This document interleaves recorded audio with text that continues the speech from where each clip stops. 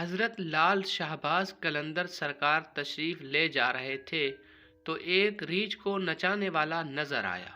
پوچھا تم کون ہو؟ تو بولا قلندر۔ اس دور میں ریچھ نچانے والے کو بھی قلندر کہتے تھے۔ آپ رحمت اللہ علیہ بے اختیار مسکرا دیے۔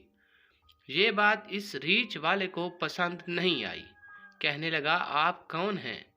فرمایا میں بھی قلندر ہوں۔ کہنے لگا آپ کیسے قلندر ہیں؟ نہ آپ کے پاس ریچھ نہ ڈگڈگی، تو تماشا کیسے دکھائیں گے؟ فرمایا پہلے تم دکھاؤ پھر میں تماشا دکھاتا ہوں۔ ریچھ والے نے ڈگڈگی بجائی اور ریچھ کھڑا ہو کر ناچنے لگا۔ اس نے کہا اب آپ کی باری ہے۔ حضرت لال شہباز قلندر رحمت اللہ علیہ دو درختوں کی ٹہنیوں پر کھڑے ہو گئے اور فرمایا نیچے سے گزر جاؤ، مگر یاد رکھنا آگے جانا مگر واپس کبھی مت آنا۔ جیسے ہی وہ نیچے سے گزرا ماحول ہی بدل گیا۔ نہ وہ سورج کی گرمی نہ گرد و غبار، جہاں تک نظر دیکھے خوبصورت پہاڑ، سبز وادیاں، نہ موسم گرم نہ ٹھنڈا۔ ابھی اسی سوچ میں ہی تھا کہ دیکھا ایک عظیم لشکر سپاہیوں کا گھوڑوں پر سوار تیزی سے اس کی طرف بڑھ رہا ہے۔ وہ گھبرا گیا کہ آج تو جان گئی۔ پاس پہنچ کر لشکر رکا اور سپہ سالار آگے بڑھا۔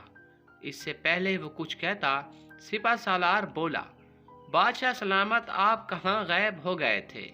آپ کی سلطنت آپ کا انتظار کر رہی ہے اور ملکہ عالیہ کا رو رو کے برا حال ہے۔ اب وہ حیران پریشان شاہی گھوڑے پر سوار ہو کر ساتھ چل دیا۔ جب محل پہنچا تو عظیم الشان عمارت دیکھ کر حیران ہوا۔ اندر داخل ہوا تو خوبصورت ملکہ گلہ شکوہ کرتی لپٹ گئی۔ کہاں رہ گئے تھے آپ؟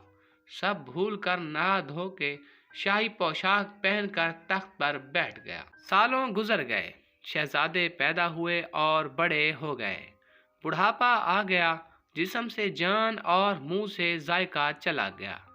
ایک دن اپنی سلطنت میں دریا کے کنارے بیٹھے خیال آیا کہ آخر ہوا کیا تھا۔ اسی جستجو میں وہیں پہنچا جہاں پر لشکر تھا تو دیکھا وہ درخت اب بھی موجود ہے۔ سوچا چلو دیکھتا ہوں کہ ہوا کیا تھا، اور درخت کے بیچ سے گزرا۔ ماحول ہی بدل گیا۔ وہی وقت وہی مقام، سامنے اس کا ریچھ اور ڈگڈگی پڑی ہے۔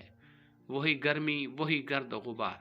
پیچھے دیکھا تو حضرت لال شہباز قلندر رحمت اللہ علیہ سرکار کھڑے تھے۔ اس کی حالت غیر ہو گئی۔ بولا جناب میری سلطنت، میری ملکہ اور میرے شہزادے کہاں ہیں؟ تو آپ رحمت اللہ علیہ نے فرمایا یہ سب تماشا تھا۔